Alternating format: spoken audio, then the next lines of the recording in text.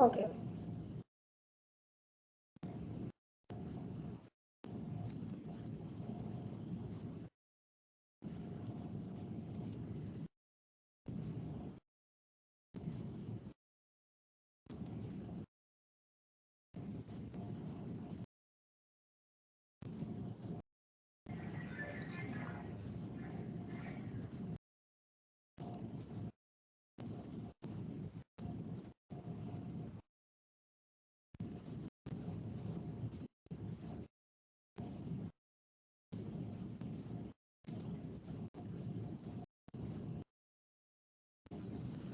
Yeah.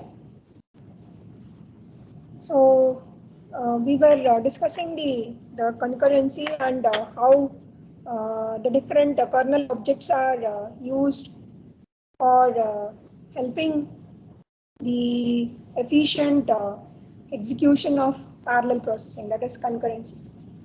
So we've seen semaphore, which the binary semaphore and the counting semaphore, how these semaphores used in the RTX, that also we've seen.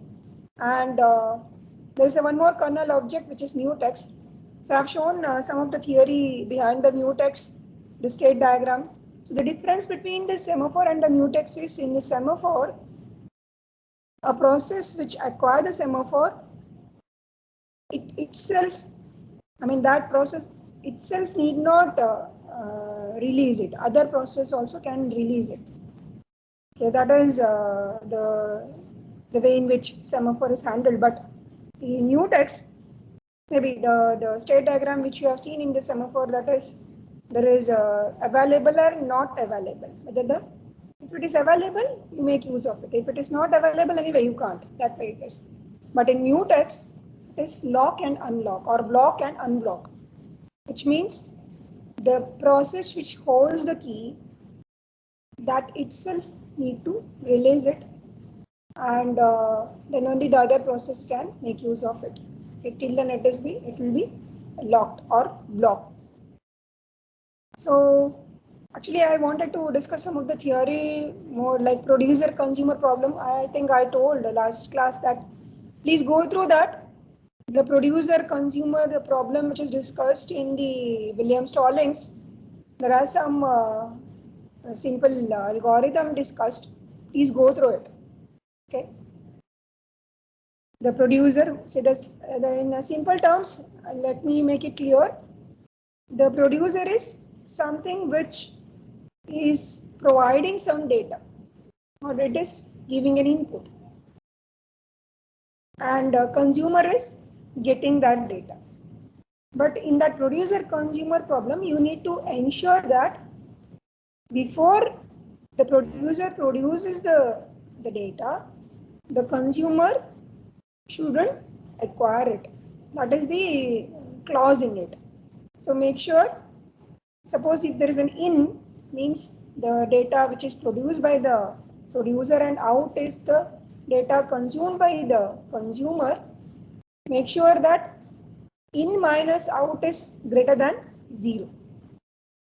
Okay, I mean, the in should be always greater than 0 at least. Then only the consumer is able to acquire it. So that is the simple strategy used in the producer consumer problem. Please go through it. The theory as well as simple algorithm given in the book. Okay.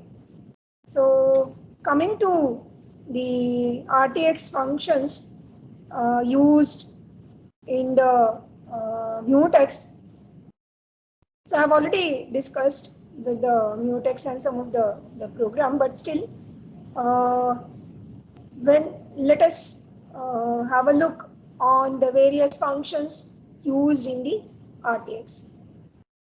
So we need to initialize the mutex using the function called os underscore mute underscore init. Okay, so this is the function which is built in the RTL.h, and you make use of this to initialize the mutex object. Okay, so this does not return any value. The function will not return any value. So you need to initialize using this particular function. Okay, you can define what is the ID for the mutex within the function. So for example, so OS underscore mute. So you have labeled as mutex1, mutex1. So this is the prototype which is defined. The definition is OS underscore mut, like we have given for task or the semaphore. The name of the mutex is given as mutex1. Once you say so, you can initialize the mutex OS underscore mute underscore init, wherein you can define the particular mutex, which will initialize the mutex. So you have a function called release. Excuse me, ma'am. Yeah. Ma'am, last class we pointed out some problems in the code. So yeah, that I will discuss. okay, okay. I've expected that. I thought let me finish these functions, then I'll go to that. Okay. So this is the function OS underscore mute release. So this function decrements the internal counter of the mutex. So here we use it something like a recursive mutex. In the sense, the key can be used multiple times. We call it as a recursive mutex. So this particular function releases decrements the counter of the mutex identified by the function argument. Okay, so this will decrement, please note that will decrement the counter. Okay, so when the counter becomes 0, then the mutex is free to be acquired by another task. Okay, so the mutex knows that currently it owns it, something like it is locked. Okay, so there is another function called OS underscore mute underscore wait. Okay, so we will be using this function. Please note that this release function will decrement the count. Okay, it will decrement the count, and yeah, so there is something like it also restores the original task priority if priority inheritance has been applied to the owning task. So we will discuss what is priority inheritance maybe later stage. So the different problems like deadlock, etc. So for the timing, just understand this is the function used in the RTX which is going to decrement the count. Okay. So the key, whatever you are using, the number of times you are using, this will decrement it. So it will return certain values. That is, if it is okay means it is successfully released. Not okay means there is error occurred. For example, you have here you can see that OS underscore, the first line mutex, you have defined it, and the wait function, you wait, and maybe you will be understand better if you know what is a wait function. Wait will increment the value, the release will decrement. Okay, so this there is a function OS underscore mute underscore wait. For a infinite timeout period you can wait, and if it is available you can go to the critical section, and it's a random code. If you've given some function you can call, and then you release that mutex. So suppose if I am calling F2 in the F1, then F2 is waiting for the key. If the key is available, then it can enter into the critical section, and then once you use it, you can release it. Okay. So this is about your definition of the task one, wherein you're initializing and you call the function. Okay. So task one and the task two. So it's a random code or the pseudo code we can say, but in a similar manner, the program is written and I have executed and I have explained. There was some issues, something which some of you highlighted that I am going to discuss. Yeah. So this is the pseudo code I can say. Here you are initializing the mutex and you call the function 2 and the task 1 is calling function 1, but function 1 is calling function 2, and in the task 2 you just call the function 2. So whichever the process is able to acquire the mutex, that can enter into the critical section, okay, to avail the resource. This is regarding the function which is mute wait function. So whatever the name we have defined, this function which tries to acquire the mutex identified by the function argument, whatever the name you have given.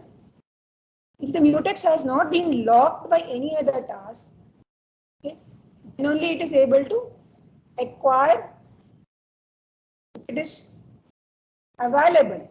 If it is available, which means it is not locked by other tasks, then it will acquire it and locks the mutex and immediately enter into the critical section. I mean, if the mutex is needed to make use of any of the shared resources. If the mutex has been locked by another task, then this kernel puts the calling task to sleep until the mutex becomes unlocked. Okay, so until it becomes unlocked and for a timeout period. Okay, so which means the wait function is used to enter into the critical section provided the mutex is available, which is not locked by other process. Okay. So this is the timeout period which we find. Okay. So please note that here the timeout is 0 to FFFE. Timeout to FFFF for an indefinite timeout period. So if you specify a value of 0 for the timeout, the calling task continues immediately even if there is a higher priority in the ready list. That can happen. Okay. Yeah. So this particular function will return certain values like R mute. The task waited until the mutex was released. Okay. And now acquired and locked mutex. So this is the indication. So TMO means not has expired. OK means the mutex was available and the function returned to the calling task. Okay. So these are the return values through the mutex wait. Yeah, here you can see anyway the same function, exactly the same pseudocode which I have shown for the release. You have a function 1. We'll wait for the mutex. If available, go to the critical section. Then you call another function within this, then you release it. So this is what the pseudocode given for the how the mutex can be used among the different tasks. Here we have a task 1 and the task 2. This exactly the same. Task 1 is calling the function 1 and task 2 is calling the function 2 and function 1 is calling function 2. Yeah, I'll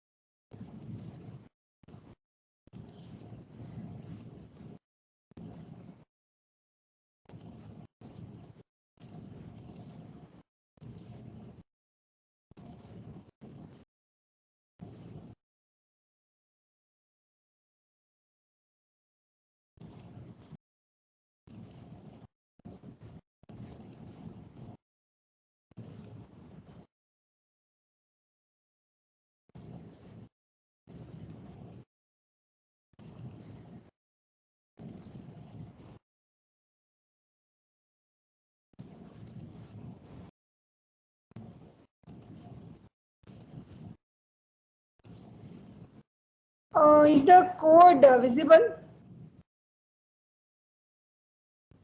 Hello? Not yet, ma'am.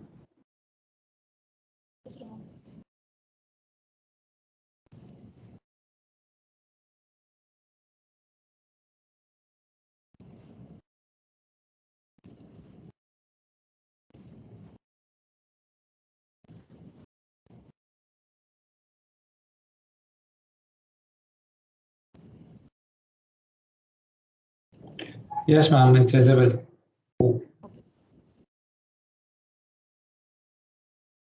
Yeah.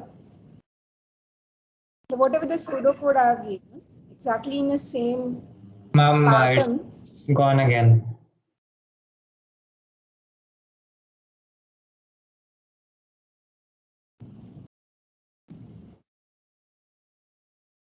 Is it seen?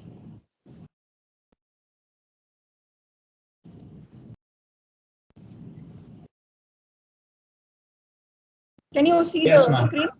Yeah, now it's there. Yeah. Okay. So this is the program given. Maybe I have explained. So let me repeat. Yeah, we have a main program in which, as usual, we are calling UART function and the system initialization function given with the priority as the highest. Okay. So this is our main program. We're not using any of the additional peripherals. We're just using the UART in the code. So here we need to include these things, and these are the definitions. Task ID, the task 1, task 2. Then you have a OS underscore mute with the mutex 1. And these are some of the variables which we are declaring, declarations. So then we are giving the function prototypes, and yeah, so here we are calling a function serial and the two functions, if f1 and f2. So these are the function prototype which we have it. Then this is the initialization function. In the initialization function, we are initializing the mutex 1. Hello class, check this.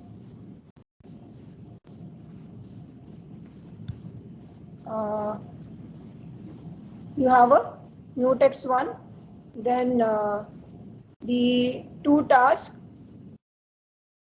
with the same priority. Please note that we are having the same priority. Then you delete it.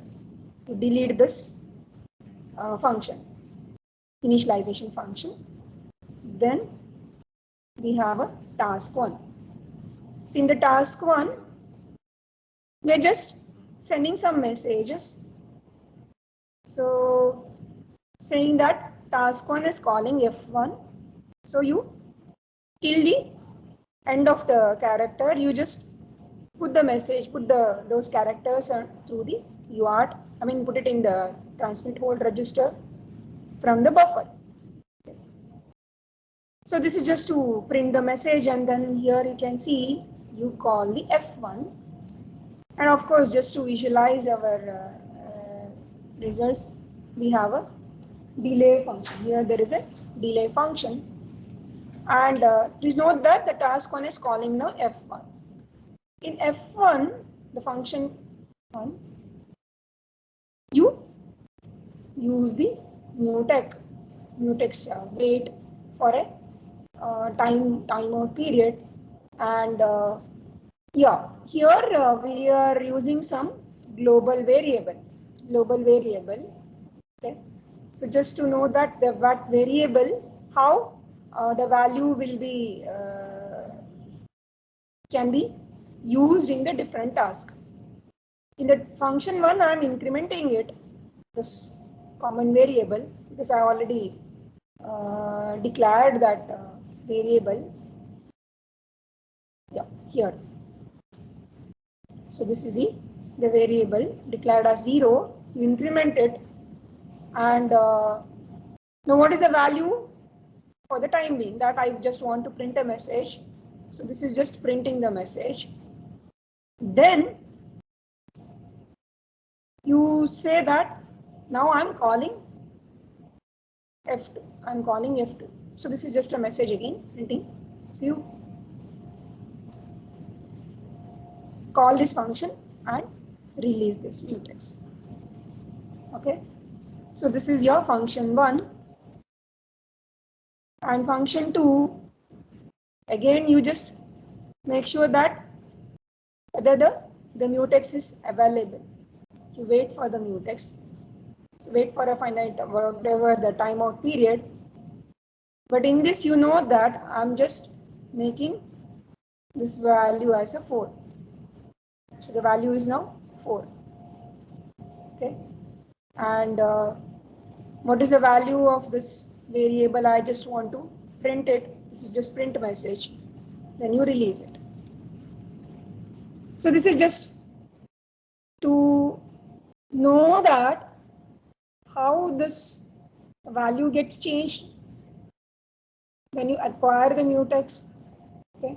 Moreover, there is a function which is used, this function 2, which we are using in the task 2 as well. This is a common function used in both task 1 and the task 2, or the process 1 and the process 2.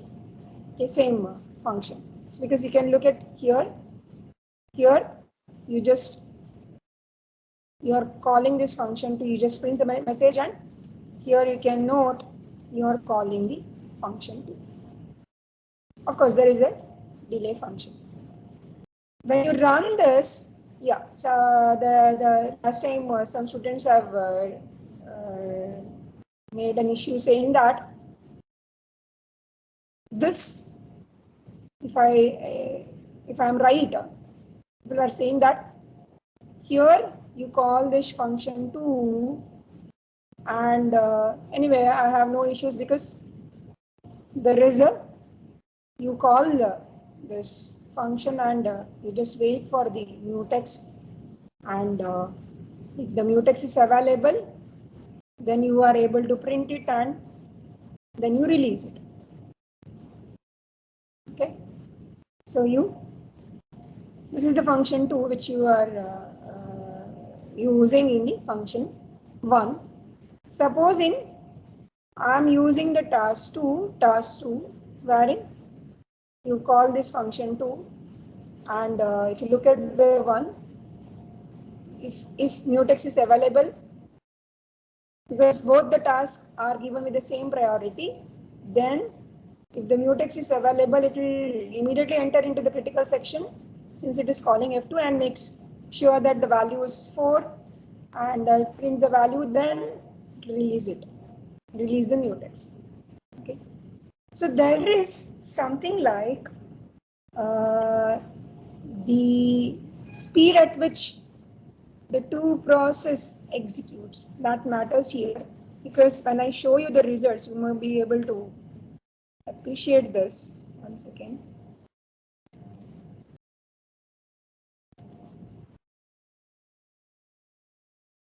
Because the same code I have run.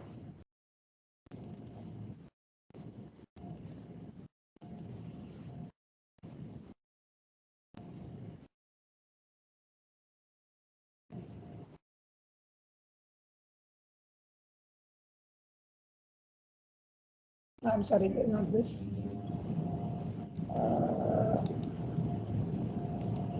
Yeah, not this.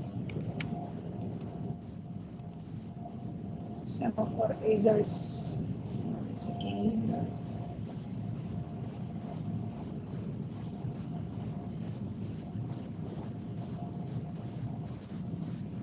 Yeah.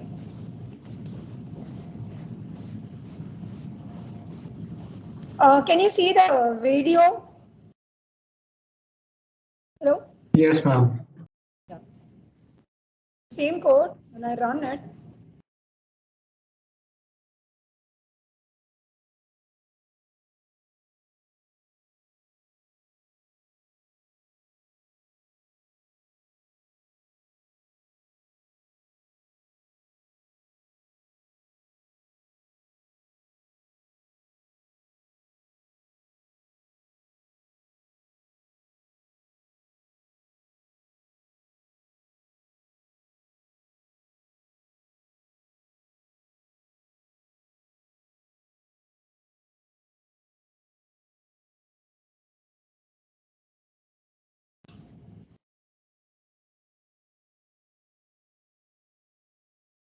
it's showing very fast, but after some time, we'll be able to.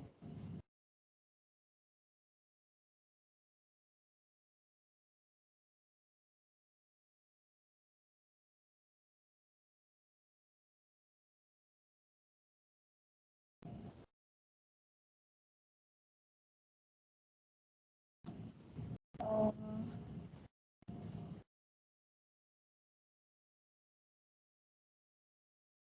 so both the process are able to, maybe I have taken the screenshot of the results.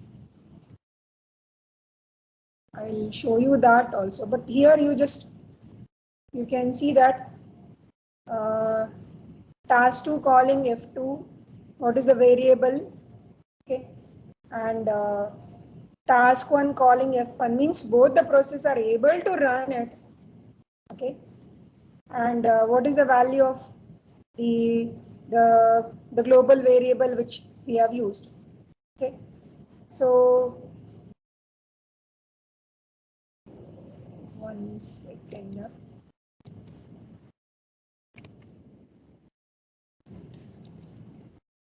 Semaphore results, yeah,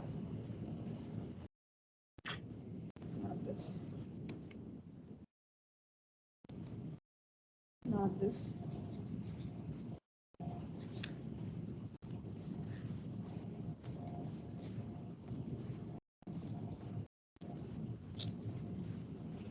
I'm sorry, not this results.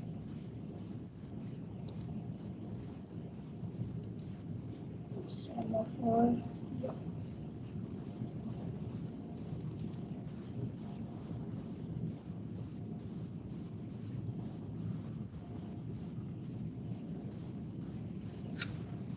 Yeah. Can you see the results which is showing? So it is based on the speed at which the particular process acquire the mutex. That makes a sense here. So both are able to, and people have raised the point saying that in the code.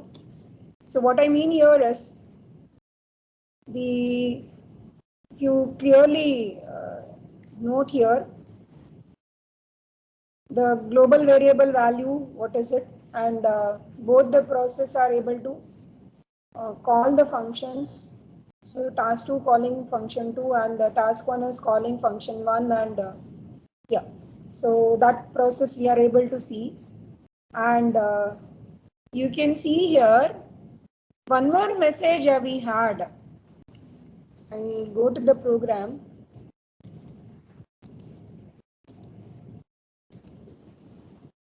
I go to the program. Yeah. If you notice here, so we are supposed to show the message like this. We are able to see. Okay. And but have you noticed this statement anywhere? F1 calling F2. So task one calling F1 that we could see. I mean, it is running. So what is the global variable of this?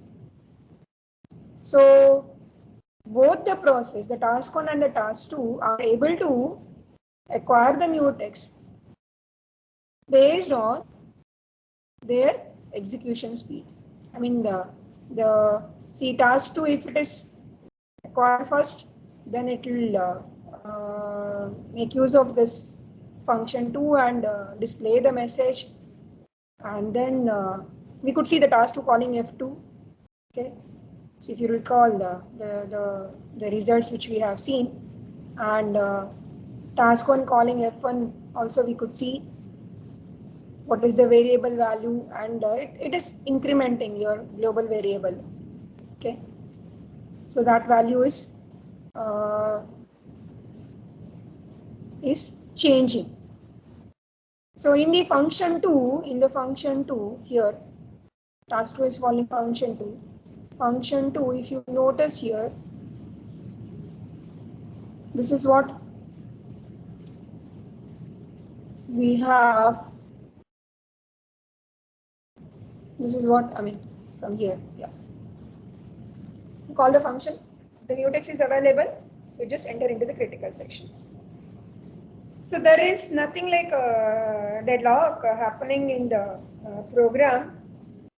And as people suggested, I wanted to try by changing. So somebody said this should be released first, and you can call this function. Am I right? Hello? Yes, ma'am. Yeah, I tried with that also. I couldn't see any much difference. So my conclusion with this is this may be due to the speed at which the process acquire the mutex. So if the process task 2 gets it, then it can run it multiple times, and if process 1 gets the mutex, executes it, and it will display the whatever the message we are able to. Okay, because as per the pseudocode given, I have implemented this, and it is incrementing the variable as well as displaying the message through the UART, because here UART is the resource and as well as the variable. So you are making use of that variable. Here you increment by 4. Here you just increment. So in the function 1 you just increment.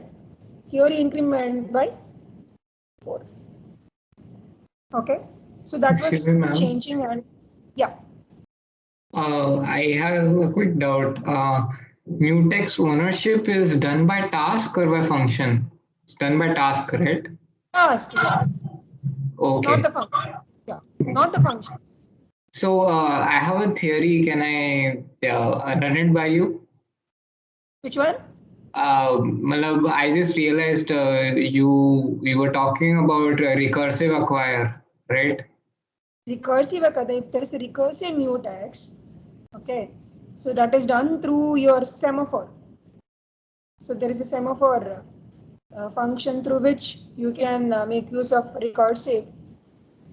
So then the same kernel object can be acquired multiple times.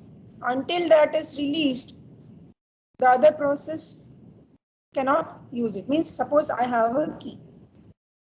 Now I am the owner of that particular. For example, this room key is with me, and until and unless I give this to somebody, any number of times I can use.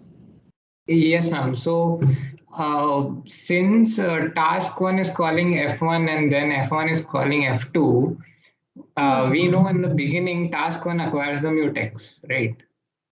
That's what I said. Suppose. Right. So then in that case, it shouldn't block then, right? In F2, when you're calling OS mute wait, task 1 anyways already has the mutex, so it's not gonna block. No.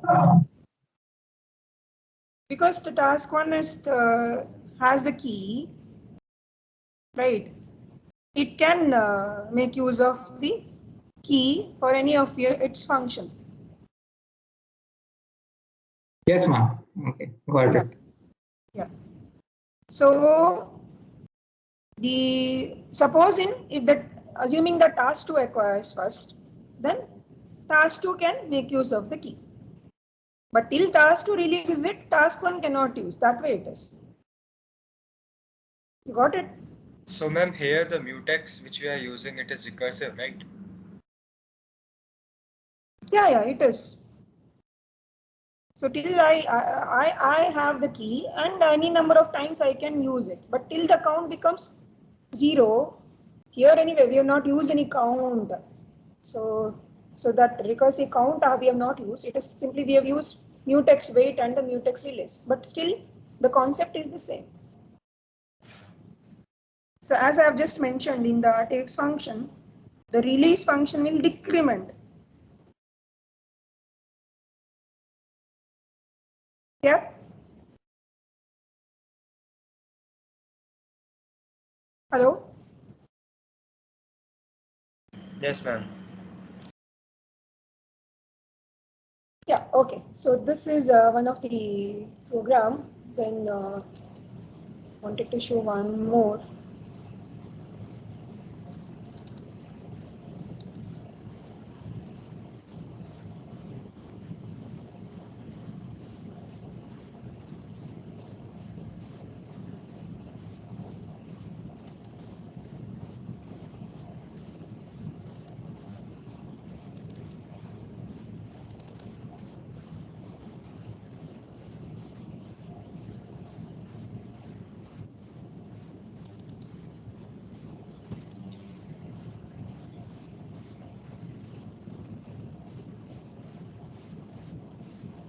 This.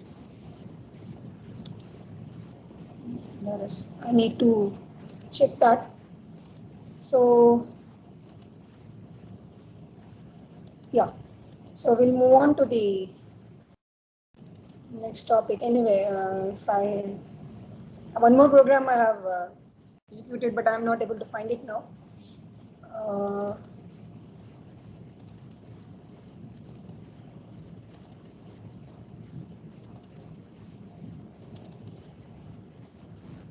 So we'll see another topic, which is message passing. What's wrong?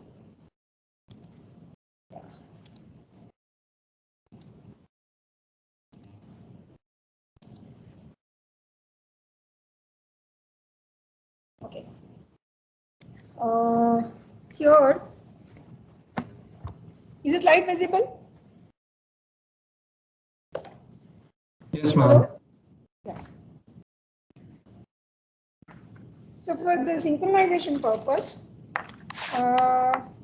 we'll be using certain kernel objects, and also we need to know how the various message passing can, maybe we need to pass certain messages between the different process. So for which there is something like a mailbox, the RTX. So that I can discuss after the midterm, but I just thought of discussing some theory behind the message passing. Okay. So here you can see that there is a, one second. why it is going to the slide is not right. If I make slideshow,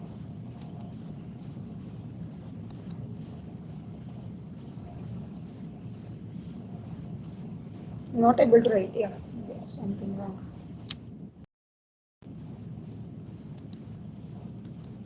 Okay, so when the different processes interact each other, we have to have some sort of a synchronization, or can be done through some signals like semaphore or mutex, and also we can have some sort of a communication. Yeah. Are you on the synchronization slide? Because our video was hung. Pardon? The video was, it hung for the second. I think now it's fine. Can you see? Yes, ma'am. Now it's fine, ma'am. I think. Yeah, some power fluctuation, I guess. It is blinking. I don't know what is wrong with this. The message passing, you can see, right? Yes, ma'am. Now it's fine. Yeah. So we need to have, we need to know how we are going to have communication between the different processes. So process need to be synchronized to enforce your mutual exclusion. And we have seen in the beginning itself, there are something like communication through cooperation. And if you know each other, or if you do not know each other, or they are not aware of each other, and maybe due to, for some reasons, you may have to know the other process. There are different ways through which you can have the cooperations. So suppose the cooperating process need to exchange the information, because maybe I have the multiple process or the task, so they may have to exchange certain information for the particular application. So there are certain design characteristics for message systems for inter-process communication. Like you can see that here there is a synchronization, and wherein you can see send and receive. In send, you can see blocking, non-blocking, receive, blocking, non-blocking, and test for arrival. Some sort of messages you may have to have, then addressing. So different, whom you are going to send the address. So maybe you have direct address or indirect address, and maybe when you do some message passing, instead of directly sending to the your terminal, maybe you put it in the queue. There is some sort of a queuing discipline you have. Whether it is means the message you are sending, maybe put in a queue, something like a message queues. You have a FIFO, and maybe those messages are communicated based on the priority. You can assign some priority to pass the message across the other process. And also you have to have some sort of a format, that is what is the content and the length. So length could be a fixed or a variable. So these are the standard terms which we need to know for the message systems for the inter-process communication. So synchronization, the communication of message between two processes, which implies some level of synchronization between the two. Okay, so which means the receiver cannot receive a message until, of course, if the sender has not sent the message itself, then there's no way of receiving that particular message. Okay, so means something like a producer consumer, as I said. So the producer has to produce a message, then only consumer is able to. If there are no message produced by the producer, then there is no point in receiving it. Okay. So when a send primitive is executed, okay, so when this particular primitive is executed in your process, there could be two possibilities. Either the sending process is blocked until message is received, or It is not. So please try to understand. So when a send is executed, which means the sending process is blocked until the message is received. Okay. Or there is no. So when a process issues a receive primitive, there are the two primitives, send and receive. There are two possibilities when you receive. If a message has previously been sent and the message is received and you continue with the execution. Okay, when you say receive, that means there is message and the message has been received. Excuse so me, there ma'am. is, yeah. Ma'am, can you explain the same thing by drawing something on the screen, because it's very hard to track what you are saying. That is what I am trying. For which, even though there is a slide, when I go for slideshow, right, it is going to the Teams directly.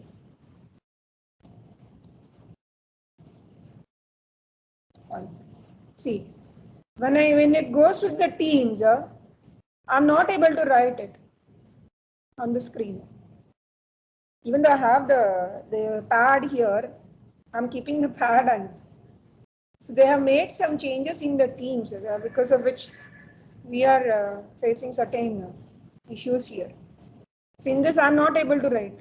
Maybe if I use this pen, yeah, there is, yeah. Can you see now? Yes, ma'am. Yeah, I'm not comfortable with this pen of the Teams, but I have the pad here, but the pad is not able. So I don't know, where is the... Ma'am, you can right click and hide presenter view. It should be fine. Where? Here itself, we can right click on this window, anywhere on the window, and hide presenter view. Shall I discard this? No, not here. In the Teams, no, ma'am. When you start the presentation,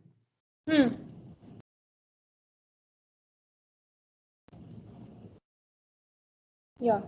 Can you see the... I can see Teams, ma'am. Please go to PowerPoint and start the presentation.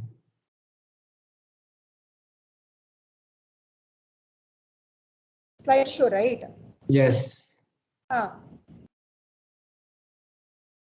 So I'm in the same. Your video has stopped again. It's blinking again.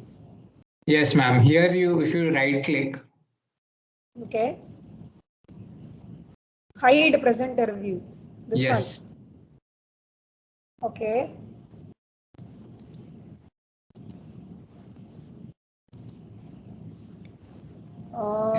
Fine now. No, it's not. So when I have a slideshow, then I'm able to write something on it through the ePad. But if I say hide presenter view, right? See.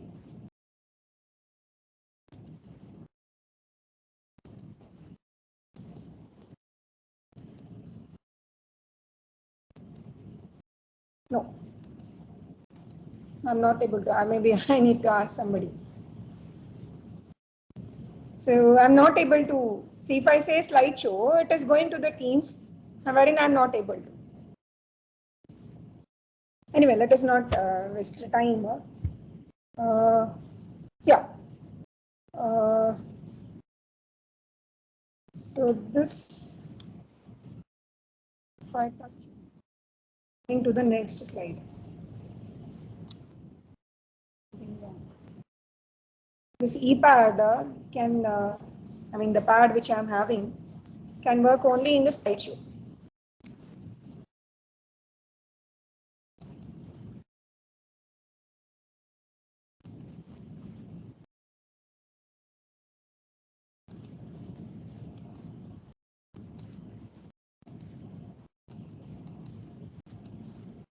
Yeah.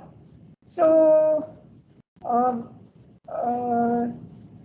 yeah, I was talking about the send and the receive. When the receive primitive is used, there are, maybe I'll use something like this on the line. Ma'am, the screen is stuck at, I think, presenter view synchronization. It is going, it is moving. It is moving. Can you see the next slide? Yes, ma'am, both sender and receiver can be blocking and But I'm not able to use the full screen options. See, I'm clicking it, but it is not going to that.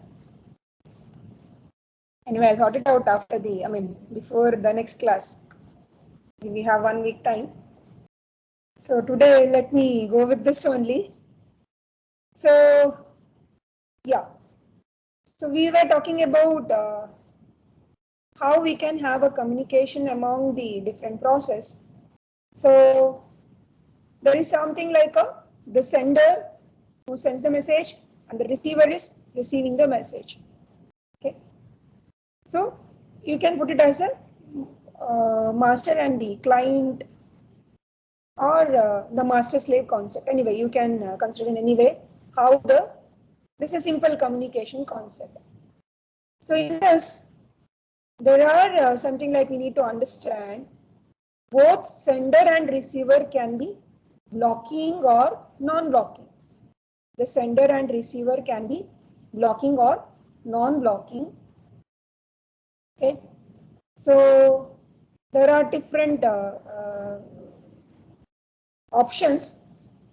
Like you can see here, there is a blocking send, blocking receive, which means both your sender and receiver are blocked until the message is delivered. Okay, until the message is delivered.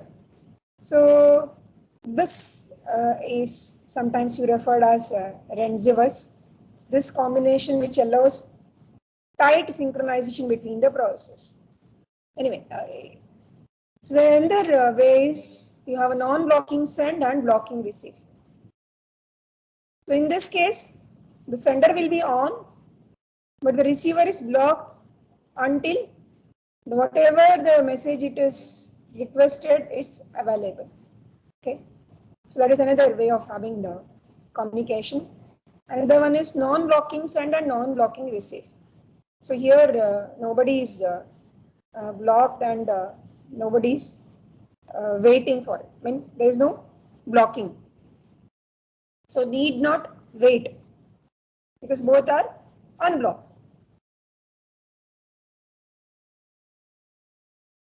So there are also we need to know about the addressing concepts. So which we have it in the messaging or the mailbox. So messages are sent through a shared data structure.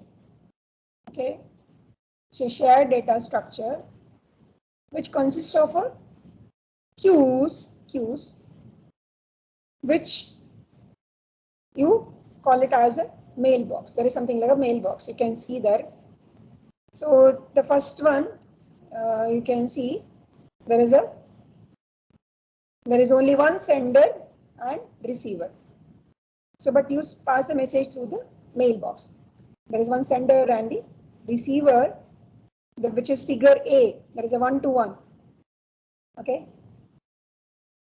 And the second case could be there are multiple senders. There is only one receiver, but there is something you can see, call it as a port. Many-to-one relationship is useful for client-server interaction. So one process provides service to number of other processes. So in such a cases, the mailbox is called as a port. excuse me, ma'am. Yeah. Ma'am, your slides are stuck. Both sender and receiver. Same slide.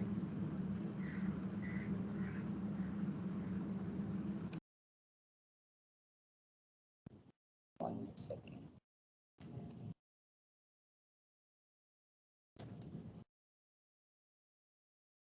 Is it?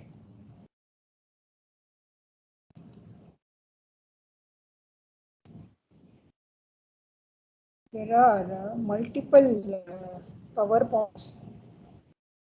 1 second. Why this is? It's not closing.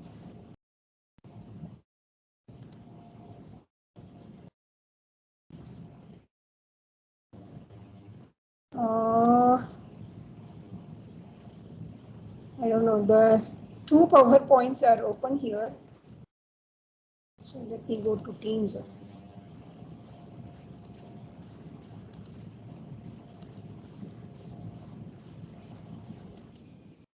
Is the screen visible now? Addressing? Yeah? Not yet now. It's dark for me. 1 second. Is this closed? Presenting.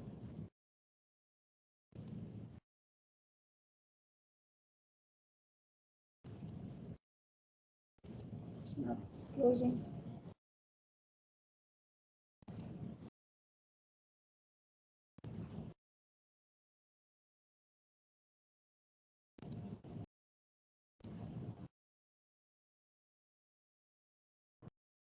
I'm so sorry.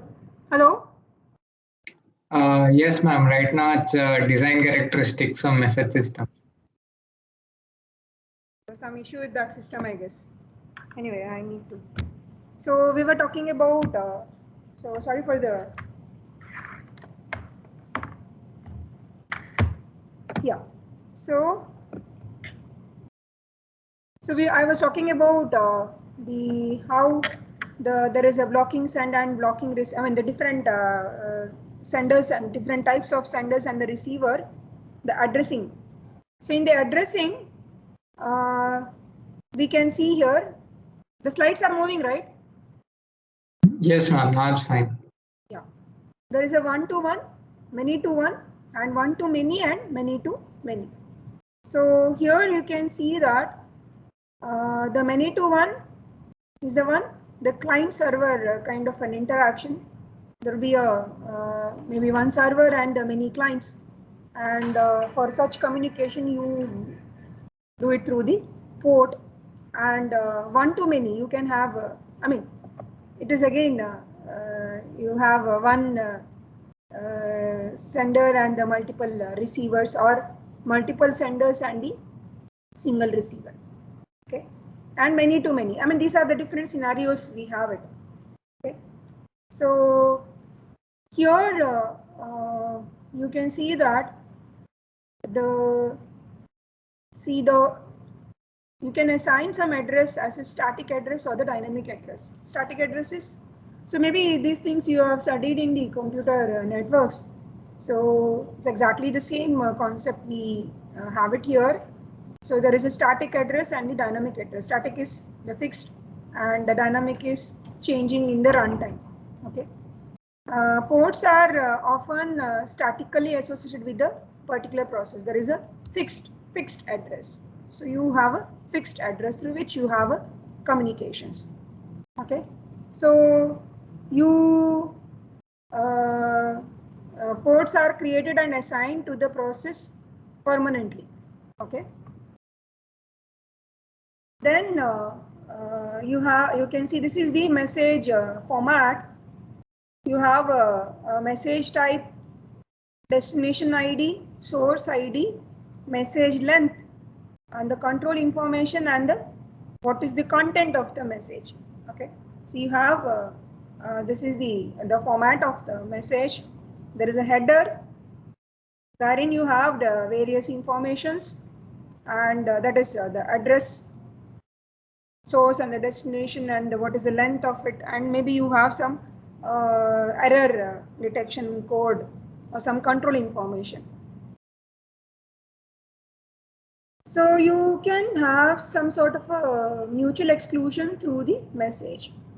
Okay. So you the pseudocode is given here. You have say message name with the message. Okay. So in the while one loop, you can say that you receive, and wherein you have the mailbox with the message. Okay. So which means if you receive the message, if there is a message available, if the message is available, then you send the message. Okay. Otherwise, I mean, this is just the pseudo code given. There is a receive and the send with the message. Maybe this you would be able to understand when I discuss the RTX code and how we are passing the message. But here, this is the structure of the code is given over here. So if the message, whenever you have to pass the message through the mailbox, so there is something like you can see. Yeah, this is the particular way in which you pass. You call it as a blocking receive primitive and non-blocking send primitive. So I have discussed on the two types. I mean the three types. So in this case, the receiver is blocking and sender is non-blocking. Sender is not, means sender can send it, but whenever the receiver, the message is available, the receiver can be it will open up to receive the message. Okay, so that is what is the way in which you have it in this case. So in the main program, you can see that you create the mailbox and you just send. The box is the name of your the mailbox, and there is a means you put some till the end of the message. Okay, so till the null you put the message. So I don't know how to explain this.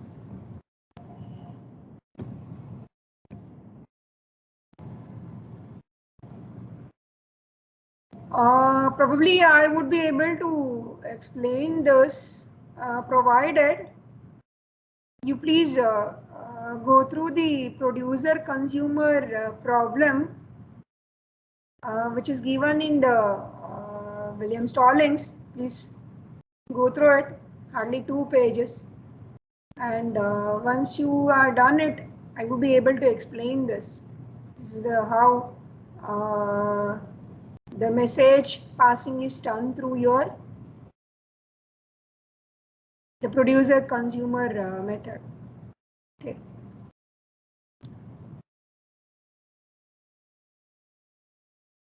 So I'll stop here. Maybe today I just summarize on the topic which we discussed. Say, okay. So we've seen how the mutex is executing and how the mutex is used, and how the message, for interaction among the various process, there is an additional method through which you can pass certain messages. So there is a message passing. So message passing is done through your mailbox, which can support your communication. So normally this is needed in your cooperating processes, and these are the various design characteristics when you design the mailbox. the queuing method, the addressing method, and the synchronization, how you can synchronize that through certain primitives like your send and the receive. And you send a message, there will be some specific format which is done through your messaging through header and the data. And yeah, these are the two primitives which we have it, the send and the receive. Okay.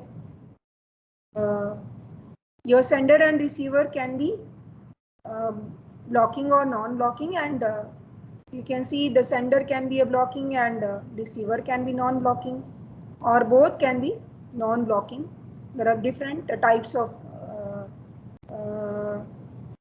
communication we can have, and this is regarding the addressing through indirect process. So indirect process communication, wherein the different scenarios we could see there is a single sender and the receiver, and multiple senders, multiple receivers, or multiple sender and the multiple receivers. Okay. So when you assign these, you can notice whenever you have a multiple senders and single receiver, you call that situation through which you pass the messages through the port. Okay. And also we can have certain address. This is the message. Maybe this I will continue with the RTX functions and the respective code in the next class, but I want you to go through the producer consumer method, and maybe the soft copy of the book do not have, there is one more problem given in the textbook, but the hard copy, but which is not there in the edition which I have uploaded, something like a barber shop problem. Yeah, I wanted to discuss that, but which is not there in the soft copy of the book which I have uploaded. Anyways, I hope you will go through that before I begin with my next class, maybe after the mid-sem. If you have got any doubts, maybe this I'll be able to continue only after that. Ma'am, one thing, like in mid-sem, we would be asked to write the codes and all. Yes. Okay. Anything? Maybe the topics I have already told you, right? Course plan. Yes, ma'am. Before mutex and all, mutex and seminar. In 1 to 21. 1 Yes, to ma'am.